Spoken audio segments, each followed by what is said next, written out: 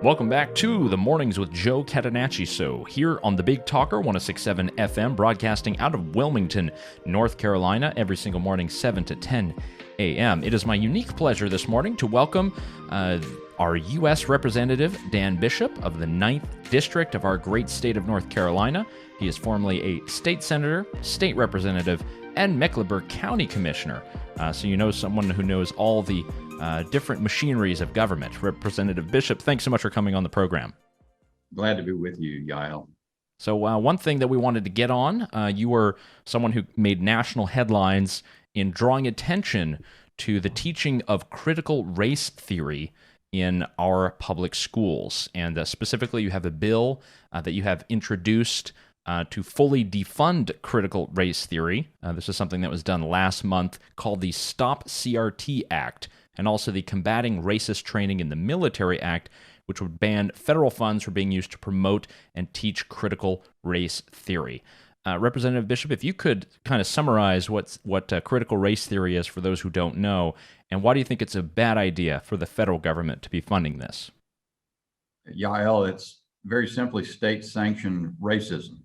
So it is this very involved, academic-oriented origins of this that go over a long period of time. But the way it's manifested now, and it's a Marxian theory, and it's the way it functions. It criticizes this sort of constant basis in conflict theory. It seeks to foment conflict. In this case, usually along racial lines, but it can be gender, sexuality, a whole bunch of ways in which intersectionality is defined, different ways of breaking us into groups and developing animosity among ourselves. The idea is that there are oppressor groups, or really the most profound oppressor group is, I guess, straight white males, and everybody else is in some sense oppressed systemically, even regardless of whether there's evidence of that. That's the core, the heart of CRT. And one other thing is that those who advocate this at some level urge compensating discrimination. So you discriminate in favor of the oppressed group in order to give them some sort of vindication against the oppressor group, whatever that may be. That's the idea, and it is it is a poisonous ideology. It is fundamentally contrary to the foundational constitutional principles as they've come to be interpreted and understood over time in our United States. And this stuff is infusing. It is everywhere in academia, federal government, state government, big companies, and finally, and most disturbingly of all, it is infusing K-12 education. That's where it really has kind of gotten to be that it's sounded the alarm. That's what CRT is. Now, there's an author over there at Columbia University, John McWhorter. He actually calls it neo-racism. So I don't know if it's a good term. He's got a new book coming out just about that. And one particular part that you mentioned in the bill and some of your press releases on the topic, you discuss how much this is impacting education. Do you think, in this sense, if we do see further teaching of critical race theory in schools, it will be an even bigger argument, perhaps, for people to embrace things like school choice? I think that's a great idea. There's a great advocate for school choice out there, Corey DeAngelis, who made the point just over the weekend to me that in addition to my approach about defunding, stripping federal funds from any entity that would teach or advance this anti-constitutional notion, that another add-on to that would be appropriate is those funds ought to be redirected whenever there's a defunding under the operation of that law. If it should pass, the funds then ought to be redirected to follow the student. The parent ought to be able to choose where to go. And I do think that it is, public schools are borrowing tremendous amounts of trouble. And let me say this, Yael, I think the most encouraging, we see a lot of, you talk about my bills, the Trump administration worked to do some stuff. We see action in state legislatures, including in North Carolina, to respond to this. But I'll tell you what's most encouraging to me about how we're responding, the American people are responding to this critical race theory nastiness, is parents, moms and dads, showing up in woke school board meetings across the country, or the meetings of woke school boards, and letting them have it. Fairfax County, Virginia, Ladue County, Virginia, and so forth. That's where this will get solved. Is ordinary Americans saying this is so awful. This is nothing like what we envision this country being. You're listening to Mornings with Joe Cantenacci. Yael Ossowski filling in here on the Big Talker, 106.7 FM. We're speaking with Congressman Dan Bishop of the 9th District of our great state of North Carolina. Representative Bishop, another issue that is coming across your congressional desk, I see all the papers stacked up in the back, has to do with regulations around big tech, questions of antitrust. And I know for a lot of people, a lot of this delves into a lot of legal topics that I know you could use your legal training to try to decipher. But for the average North Carolinian, what should they know about antitrust, about some of the bills that have been introduced up there in the House, and what a conservative approach is to deal with some of these companies? Well, Yael, I think there are two recent developments. The focusing on the antitrust. I'm on the antitrust law. Just for those who are unfamiliar with the law, is the idea that American companies, when they get big enough, they have market power. They can't use market power to destroy competition. That's the lodestar, or the pole star of our economy, is open and free markets and competition to produce the best result for consumers. And we've recognized over a number of years, and here in Congress, that part of what big tech does, the Google, Facebook, Amazon, is that they, by their sheer market size and the number of things they're into, they're crimping competition. Now, what's interesting about this area in big tech is that, to some degree, the left and the right are kind of find themselves in agreement, sort of. And that is to say, David Cicilline, the Democrat who runs the antitrust subcommittee on which I sit, of the Judiciary Committee in the House, he has a fair number, about 5 or 6 different aspects of antitrust. They want to expand antitrust law in order to bring some control over big tech. But you got to be a little cautious there, because their objectives are not the same as ours. They don't believe, for example, that big tech is censoring conservatives. They think that big tech is the route through which supposed conservative disinformation gets out into the public.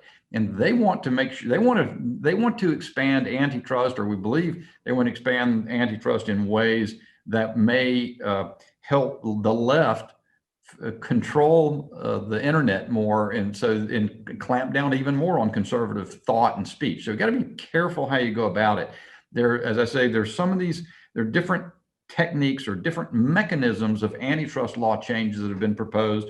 I'm evaluating all of them, and I may join one or more, but there's some Republicans who have joined all of the Democrats' bills, and we've got to proceed in a way that's cautious. But antitrust law, it does make sense in the basic notion that a lot of what we see with big tech biasing or trying to crush conservative thought and excise it from the public sphere is a phenomenon of their sheer size. The fact that you've got so much concentration in the hands of so few companies. And I think, so we're looking at that. But then there's another area here, Yael, that's been out there, and just as these things are happening sort of at the same time, I joined Congressman Jim Jordan, from ranking member on the Judiciary Committee from Ohio, and a number of Judiciary Republicans just Friday, to reintroduce a bill that would make significant changes to what's called Section 230 of the Communications Decency Act. People have heard a lot about 230 if they're paying attention. Section 230, it is what grants the big platforms immunity from certain types of liability when they operate these big networks like Twitter and so forth. But because this immunity has been so broadly drafted and so broadly interpreted by courts, it has granted license to Twitter and Facebook in particular to harm, to clamp down on conservative thought. Just as one example, Facebook decided that it was not going to let anybody put out the thought or the idea that the COVID-19 origin might have been a lab in Wuhan. And of course, after a year in which that has been clamped down on by the hundreds of millions of people that are on Facebook, among other things, among other ways, that has now turned out to be, sprung forth as probably the leading theory. That's dangerous to democracy. And so Section 230 is one of the things that allows that to go on. We believe it needs to be modified so that to qualify for that immunity from litigation, the tech companies have to act in a much narrower way. Might be able to prohibit some bad stuff, but not clamp down on people's political theories. And I really like your approach of looking at all the different bills. I know that Senator Mike Lee has one in the Senate that seems a bit more narrow, not as broad as some of the Democrat bills. So I think that's interesting. Were it not for, let's say, the political bias that many people see, do you think that there would still be a large conservative push on antitrust? Because I know that is a big concern for a lot of people.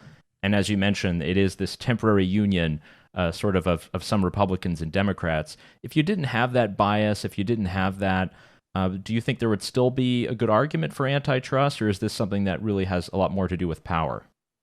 I do think that antitrust law is ripe for a hard look. And it's sort of over the course of our history, since, for the Sherman Antitrust Act, I think it was 1861 or something like that, or maybe 1881, but it dates back into the 19th century. A lot of this law has been made by courts and judges over time. It has shifted over time. You had this sort of what they call the University of Chicago school of thought that came forward, which is very oriented to economic efficiency. It had no hostility at all to sort of the companies maybe get to be of great size and so forth. And there isn't a need for a hard look. You do see, and I think the tech companies are the best example, but they're not the only example. In our country, you see enormous concentration of economic power in the hands of a few. And and there seems to be, even outside tech, a combination of that with a new political activism, and at one point in time was not really the mainstay of corporate America. Think about it in terms of the Georgia election reform bill and the absurd reaction from woke corporations trying to bring their power to bear against the state government and stomp it when it was in the process of a cleaning up an election irregularity or two. So that is of concern. And I think it may be that antitrust should respond to that. The thing to beware of is Democrats have another idea that goes down the field well beyond where I would go. They just don't like, they object to wealth and concentrations of resources in any corporation. So just the very bigness of a corporation alone is they fear that may get to the point where they can't control and dominate it and tell every part of American society what to do. That's a wholly different thing. The question of objectives is, my objective would be to promote competition, promote freedom, and prevent the entities being sufficiently dominating of economic competition or the markets that they can prevent those kinds of American values. Well, he keeps it all in context. That's our Congressman Dan Bishop, the 9th District of North Carolina. Thank you so much, Congressman, for taking the time to come on the Mornings with Joe Cantenacci show. I'm glad to be with you, Yael, and I appreciate you're doing a great job. I look forward to being back another time.